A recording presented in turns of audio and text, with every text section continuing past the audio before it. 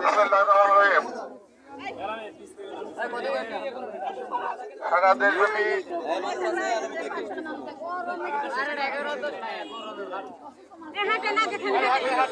দেশব্যাপী আজকে ঈদ উল আজহা উদযাপিত হচ্ছে এবং আমরা সকালে উঠে প্রত্যশে 7:30 থেকে 8টার মধ্যে ঈদের নামাজ পড়েছি।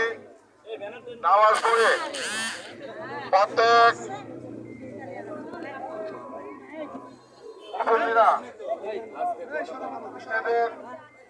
বাড়িতে এসে নিজেদের পশু কোরবানির জন্য প্রতিবেশীর সহযোগিতায় কাজ কাম চালিয়ে যাচ্ছে। সেই জায়গা থেকে আমি এই নির্বাচনী এলাকার সাংসদ হিসাবে ইতিপূর্বে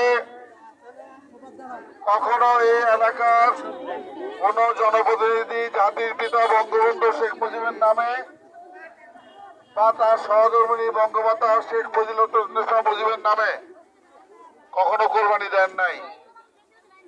যেহেতু আমরা পারিবারিক ভাবে আমি এবং আমার বড় ভাই প্রতি বছর কোরবানিতে আমাদের দাদা দাদি নানা নানি সহ সবাই নামে কোরবানি আমরা দিই। সেহেতু এই রাষ্ট্রের যিনি জনক, যার আত্মত্যাগের মধ্য দিয়ে রাষ্ট্র সৃষ্টি হয়েছে,